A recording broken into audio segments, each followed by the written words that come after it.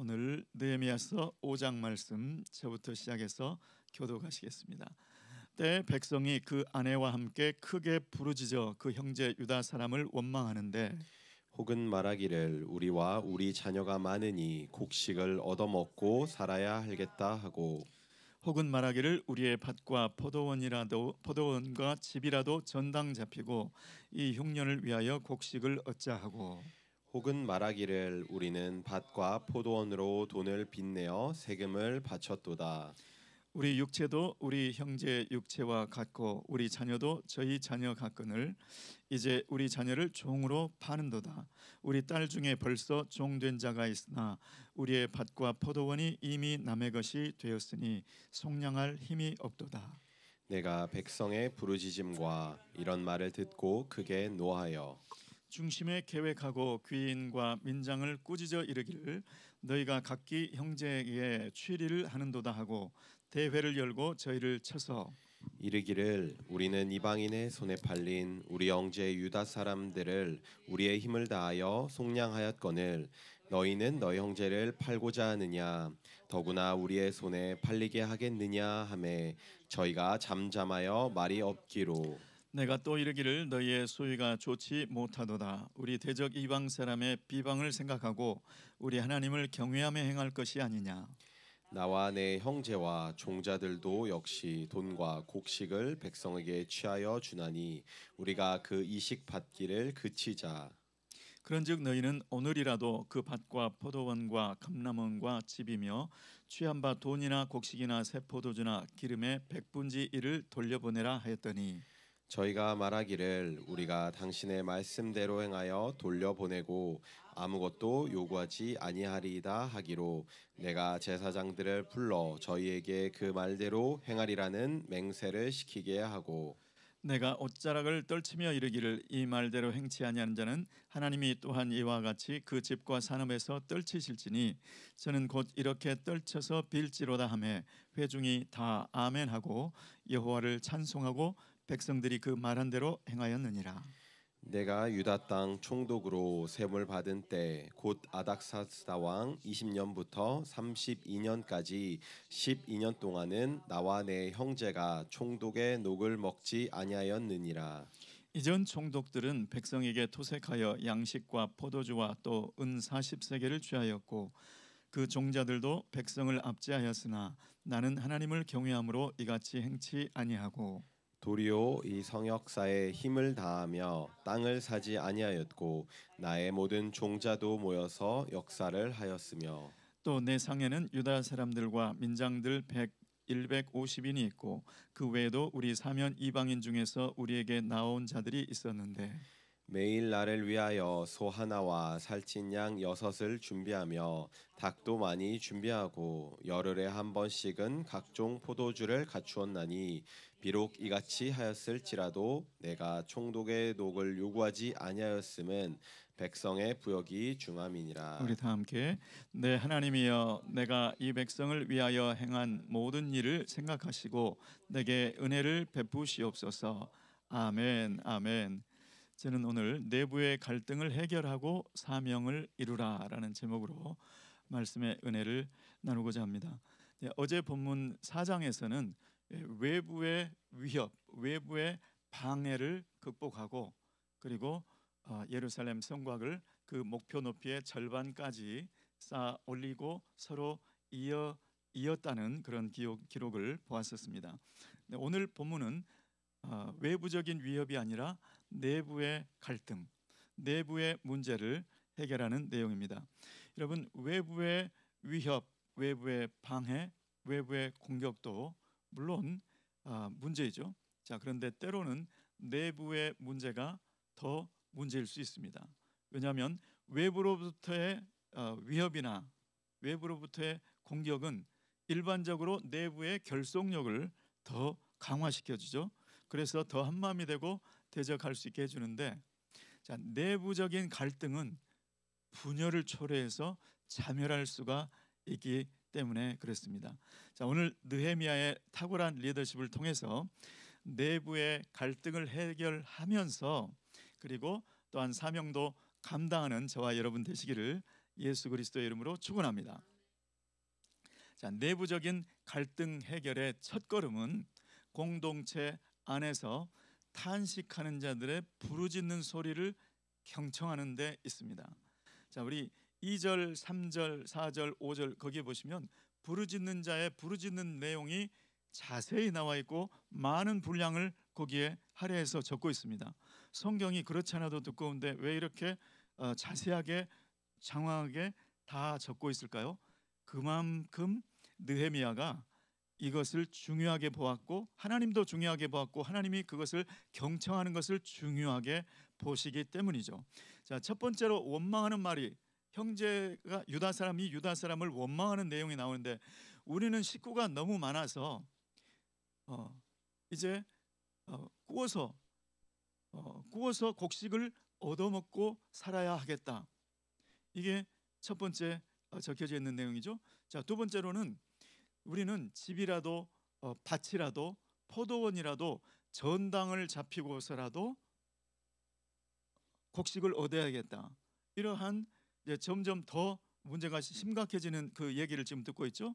또 어떤 분들은 세 번째로는 우리는 이미 밭과 포도원을 전당 잡히고 돈을 빚내어서 세금을 냈다. 이제 네 번째는 더합니다. 우리는 이미 밭이나 집이나 포도원을 이미 전당을 잡힌 바람에 우리 딸을 우리 자녀를 돈이 없어서 종으로 팔았는데 다시 물을 수가 없다. 대속을 할 담보물이 없다. 이렇게 점점점 점증적으로 더 심각한 문제들을 지금 기록을 쭉 하고 있습니다. 그만큼 느헤미야가 주의 깊게 그 사회에 탄식과 눈물 어린 그 소리를 지금 경청하고 있다는 내용입니다. 지금 외부에는 아직도 여전히 위협이 그대로 존재하는 상황입니다. 느헤미야와 그 주변의 사람들은 옷을 벗지 않을 정도로 긴장을 유지하고 있는 상태입니다. 그런데 엎친 데 덤칠 격으로 내부적으로 이러한 심각한 문제를 들었다는 것이죠. 자, 성벽은 아직 절반밖에 올라가지 못했습니다. 갈 길이 급하죠. 할 일은 많습니다. 자, 그럼에도 불구하고 느헤미야는 그들의 아픈 사정을 소상하게 경청하는 모습을 보여줍니다. 우리도 아무리 할 일이 많고 갈 길이 급해도 우리 공동체 안에 어떤 눈물과 탄식과 한숨이 있다. 그러면 하던 일을 멈추고 가던 길도 멈추고 먼저 눈물과 탄식의 소리를 잘 귀 기울여 들으시는 저와 여러분 되시기를 예수 그리스도 이름으로 축원합니다. 이런 탄식이 어디에 있을 수 있을까요? 멀리 생각할 것 없이 가정에도 탄식이 있을 수 있습니다. 여러분 말라기서에 보시면 눈물과 탄식하는 아내들의 부르짖음이 있죠. 말라기서 2장에 왜 그렇습니까? 남편들이 아내에게 거짓을 행했다는 거예요. 어려서 젊어서 취한 아내에게 거짓을 행했다. 그러니까 무슨 구실을 붙여서 내쫓는다든지 이러한 악한 일을 행했던 겁니다. 그러니까 가정에서 나도 쫓겨나지 않을까. 우리 남편은 이미 나를 쫓아내려고 하는 것 같아. 그때 당시에는 여성들은 오늘날과 같지 않고 여성들은 집에 밖에 나가면 바로 굶을 수밖에 없는 그런 상황이었죠. 그러한 가정에서의 눈물과 탄식이 있을 수 있죠. 우리 남편들이요, 내 아내는 나에게 한 번도 눈물 어린 탄식을 한 적이 없습니다. 이렇게 자신하는 남편들이 계시다면 한번 물어보시기 바랍니다. 혹시 있는데 감추고 있는 건 아닌지 물어봐야 됩니다. 정말 없는지. 네. 그다음에 또 교회에서도 이런 문제가 얼마든지 있을 수 있다는 것. 사도행전 6장에는 교회 안에서 그렇게 성령 충만했던 초대교회 안에서도 이런 원망과 탄식이 있을 수 있다는 것을 보여주죠. 헬라파 유대인들이 원망을 하는 거죠. 히브리파 유대인들을 원망하는 거죠. 왜 우리 아내들은 우리 과부들 헬라파 과부들 헬라파에도 과부들이 있고 히브리파 유대인들 중에도 과부가 있는데 왜 교회가 이제 구제를 시작했는데 히브리파 과부들은 잘 챙겨주는데 왜 우리 헬라파 과부들은 그 구제에서 다 빠집니까? 이런 문제가 있었다는 거예요. 자, 그런데 그거를 헬라파 유대인들이 얘기를 했으니까 알지, 만일에 못했는데 우리는 차별받네 이렇게 한숨 눈물 탄식만 하고 있었더라면 정말 더 안타까운 문제로 더 크게 번졌을 거예요. 그런데 다행히도 그런 얘기를 하는데 우리는 하는 그런 부르짖음의 소리가 있으면 물론 경청했지만 있는지 없는지를 모를 때에는 물어봐야 될 줄로 압니다. 그래서 제가 2001년도에 은혜 한인교회 처음으로 미국에 유학생으로 가서 할 때 토요일 날 새벽 기도가 끝나면 김광식 목사님께서 갑자기 어느 날 여기에 모여 있는 사람들 다 새벽 예배 끝난 다음에 모이라고 그래가지고 자 우리 한 사람씩 그분 많은 사람들이 모였지 않겠습니까? 한 사람씩 교회를 위해서 하고 싶은 말씀 있으면 다 해보라고. 저는 새벽 이제 교인이 된 지도 얼마 안 됐는데 무슨 말을 해야 될지도 잘 모르겠지만 아무튼 경청하시는구나.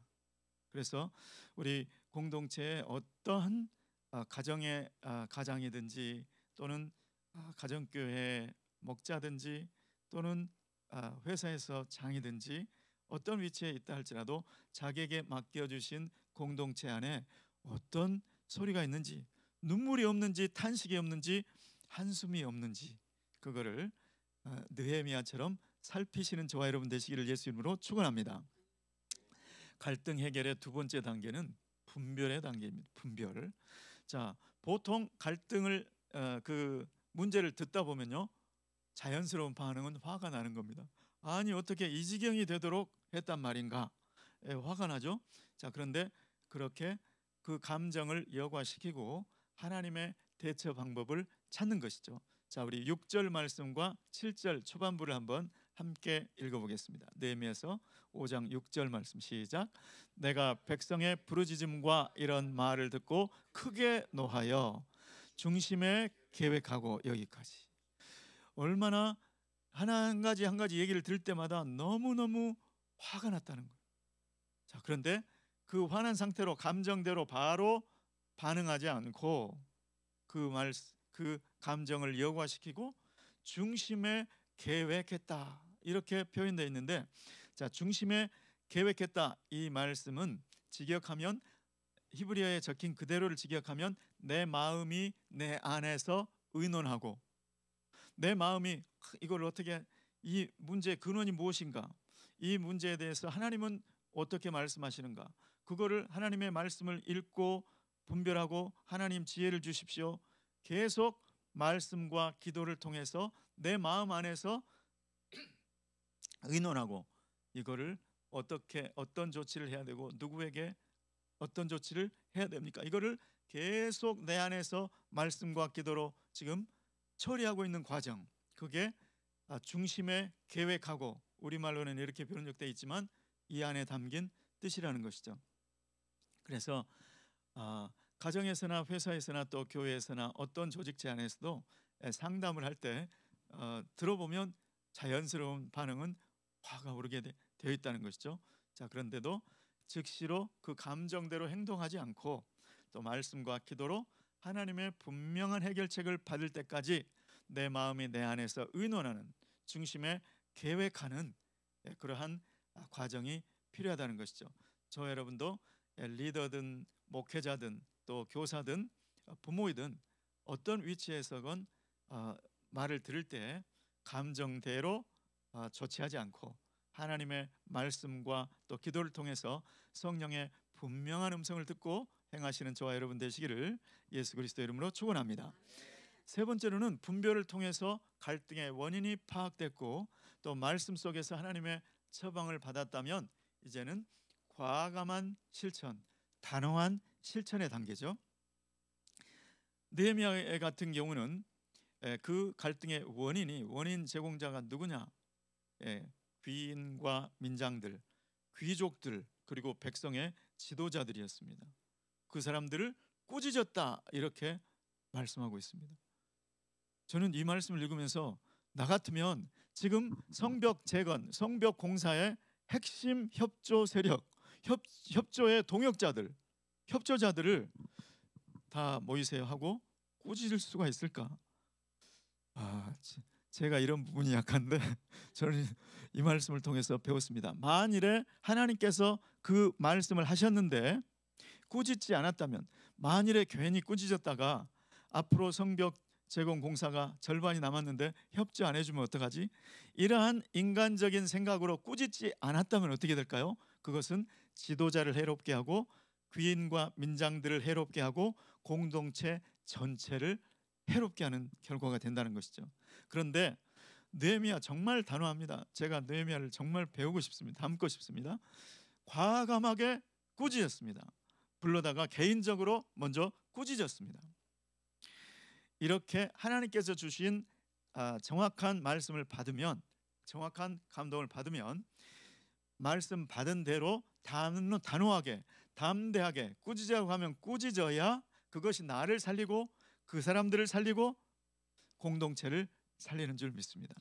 저 여러분도 주님께서 주시는 감동, 주님께서 이 문제는 직시해야 돼, 직면해야 돼 감동을 주시고 방법을 주셨다면 단호하게 말씀하시기를 예수 그리스도 이름으로 축원합니다.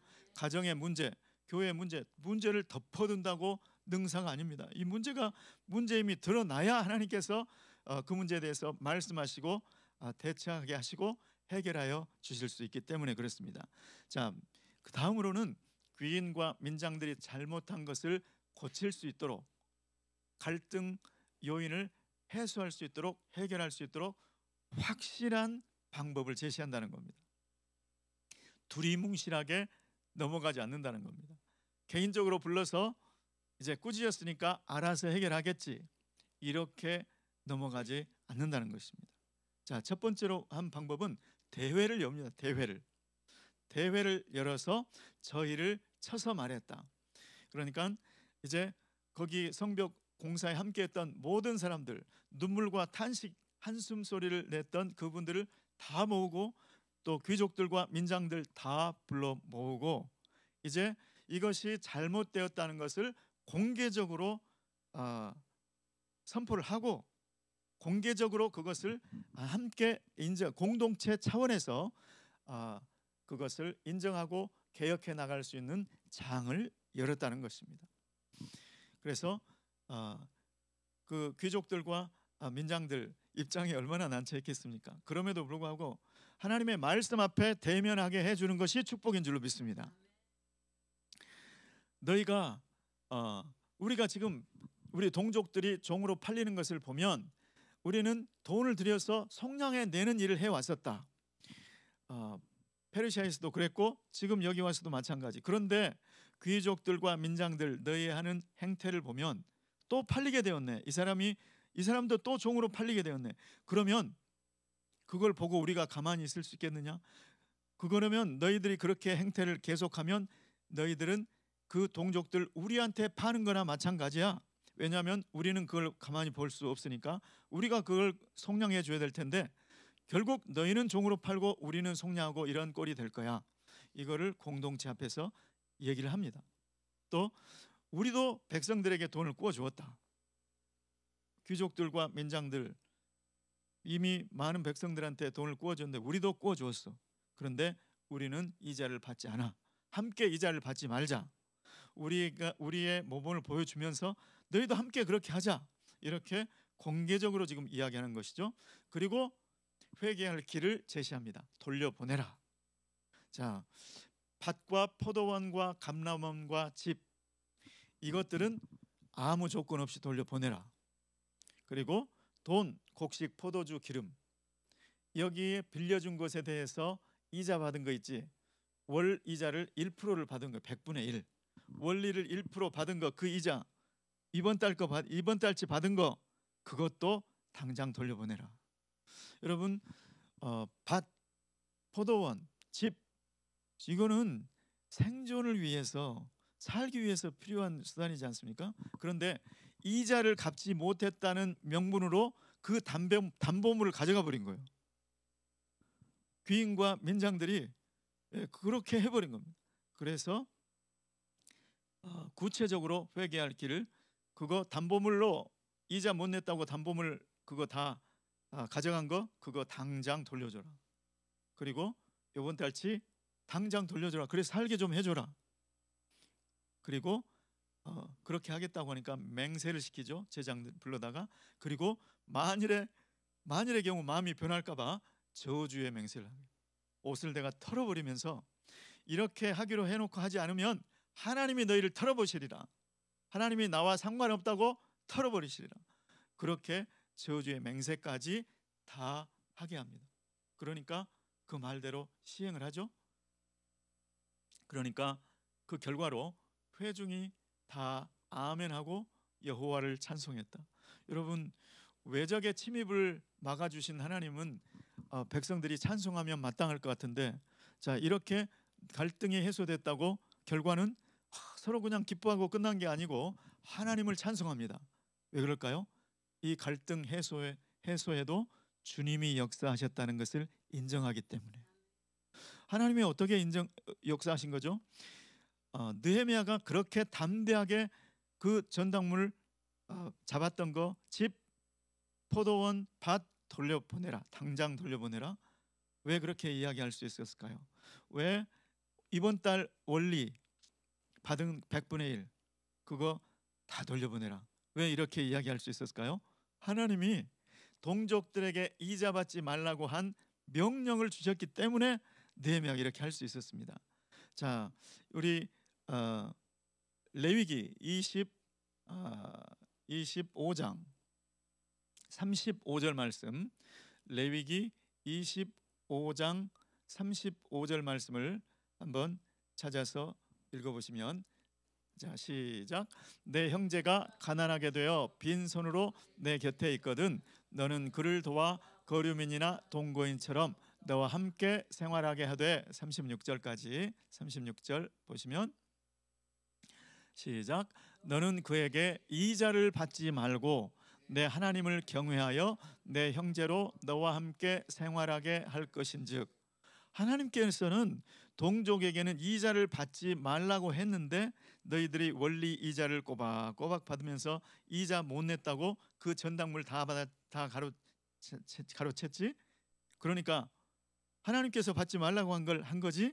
그러니까 문제 원인은 너희한테 있어. 그래서 다시 말씀대로 되돌리자. 이것이 느헤미야의 개혁의 그 기반에 있는 원동력인 것이죠. 그러니까 하나님께서 말씀을 주지 않으셨다면 내가 무슨 권리로 이 사람들을 이렇게 말할 수 있었겠습니까? 이것을 인정하는 것이죠.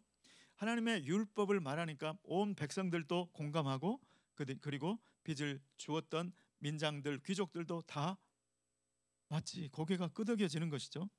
그리고 아무리 그랬다고 해도 그 사람들이 교만해서 한 마음으로 공감하지 않았다면, 순종하지 않았다면 어떻게 하겠습니까? 그런데 하나님께서 역사하셔서 이 귀인들, 귀족들과 백성들의 지도자들, 돈 많은 사람들, 돈 빌려주었던 사람들의 마음을 전부 감동시켜 주셔서 꾸지람을 받아들이고 그것을 개혁에 동참하기로 한 그것이 모두 하나님께서 저들의 마음을 감동시켜 주셨기 때문입니다가 인정되니까 여호와를 찬송하게 되는 것이죠.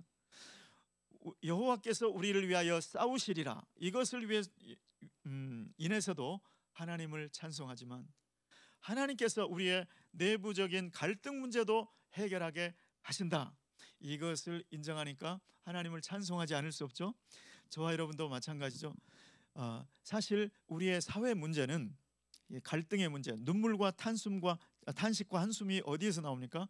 하나님의 말씀을 무시하거나 하나님의 말씀을 경시하거나 하나님의 말씀에 대한 무지로부터 생기는 것이죠.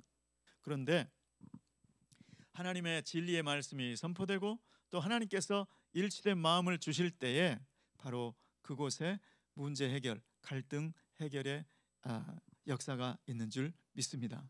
그래서 우리 하나님께서 우리 가정의 갈등, 가정의 한숨, 교회의 어떤 성도들의 탄식, 이것을 하나님께서 실은 가장 가슴 아파하시는 것이죠. 그래서 그 문제를 들추어 내시고 부르짖음을 통해서 나 좀 도와주세요. 나 어떻게 하면 좋아요? 왜 우리는 빠지는 거예요? 이렇게 부르짖음을 통해서 그 문제가 드러날 때 문제가 드러나 아니 우리 가정에는 문제가 없어야 하는데 이런 갈등 부정 이런 갈등 부정의 스타일로는 해결을 할 수가 없죠. 또 갈등이 불거져 나왔는데 이 갈등은 우리 교회는 이런 문제가 없어야죠. 참고 지내세요. 갈등 회피형도 사실은 힘듭니다. 하나님께서 힘들어하세요. 제가 갈등 회피형이거든요. 갈등을 어떻게 하면 그냥 좋게 어떻게 하면 지나갈까? 그런데 우리 하나님은 그런 스타일이 아니세요. 하나님은 갈등 대처형이십니다. 그래서 느헤미야와 같은 스타일이 하나님께서 편하신 거예요. 그래서 하나님께서 쓰기에 편하신 자가 되도록 오늘 이 말씀은 저를 위해서 제가 많이 찔립니다. 제가 은혜를 받고 있습니다. 자, 이 모든 일들은 느헤미야가 어떻게 그렇게 과감하게 대처할 수 있었는가? 느헤미야는 하나님을 경외했고 하나님을 경외하는 그것이 그냥 신앙 차원에서 그친 것이 아니고 삶의 모본으로 평소에 그렇게 살고 있었기 때문이다. 그래서 오늘 느헤미야가 하는 말이 있죠. 나는 총독으로 12년 동안 일하면서 총독의 녹을 받지 아니하였다. 왜 그랬을까요? 총독의 녹은 세금으로부터 나와야 되는데 지금 이 백성들이 세금을 낼 수 있는 형편도 안 되고 그들의 부역이 중함이라. 지금 성벽 재건을 위해서도 성벽 재건은 물론 52일 만에 끝났습니다. 그런데 총독의 기간 12년 동안에 그 백성들의 형편이 세금을 낼 수 있는 형편이 아닌 거예요. 내가 합법적으로 받을 수 있는 당연히 받을 수 있는 권리임에도 불구하고 그 권리를 주장하다 보면 우리 백성들이 눈물과 한숨과 탄식과 한숨이 나오게 되어 있는 거예요. 그래서 그것을 받지 아니하였다. 그리고 자기 상에서 얼마나 많은 사람들이 함께 먹었습니까? 그런데 그 비용들조차도 그거를 자기의 사재를 털어서 그렇게 섬겼다 이렇게 고백하고 있습니다. 저와 여러분들이 가정에서 만일에 가장이 가정의 형편을 무시하고 흥청망청 쓴다. 아내가 탄식하지 않겠습니까? 눈물 짓지 않겠습니까? 또 교회에서 담임 목사님이 담당 목사가 만일에 교회 돈을 공금을 당연히 써야 되는 데인 것 같은데 이렇게 과하게 그렇게 한다면 우리 공동체 구성원들이 또 탄식하지 않겠습니까? 사실 이 말씀은 어떻게 보면 이제 지도자들에 대한 말씀이지만 이 자리에 계신 저와 여러분 모두가 다 하나님께서 부르신 지도적인 위치에 있는 줄 믿습니다. 다 크리스찬 리더들입니다. 그런데 크리스찬 리더의 그 개혁의 가장 밑바탕에 무엇이 있는지를 지금 하나님께서 느헤미야를 통해서 보여주시죠. 하나님을 경외함. 그리고 그 하나님을 경외한다는 것이 신앙할 때 신앙생활 그러니까 하나님께 대한 예배, 하나님께 대한 관계에서만 나타나는 것이 아니라 내 삶에 이미 이웃들과의 관계에서 그 경외함이 표현되고 있을 때 그것이 개혁의 가장 견고한 바탕이 되는 줄 믿습니다. 오늘 저와 여러분 주님께서 우리에게 우리를 지도자로 부르셨는데 지도자는 갈등을 볼 수 있어야 된다. 갈등을 해결할 수 있어야 된다. 그래서 경청할 수 있어야 되고 경청하고 갈등을 대처해야 되고 그 갈등 대처의 힘은 하나님의 말씀에 있고 기도에 있지만 내 삶이 벌써 모본이 되고 있을 때 가장 힘 있는 개혁을 할 수 있는 줄 믿습니다. 저 여러분의 삶이 주님 앞에 평소에 그러한 모습으로 서기 원하고 그래서 여러분을 어디에 부르시든지 주님께서 원하시는 개혁을 이루고 내부의 갈등을 해소하면서 그 사명을 또 이루어 가시는 저와 여러분 되시기를 예수 그리스도의 이름으로 축원합니다. 기도하겠습니다. 하나님 아버지, 느헤미야는 그 바쁜 일, 좀 중요하고 긴급한 성벽 재건 중에도 한숨과 탄식 소리를 듣고 그 갈등을 해결한 것을 봅니다. 하나님, 우리에게 맡겨진 어떤 공동체라도 주님 그렇게 갈등을 들을 수 있고 갈등을 주님 앞에 올려드리고 해결하며 사명을 감당하는 삶이 되게 도와 주시옵소서.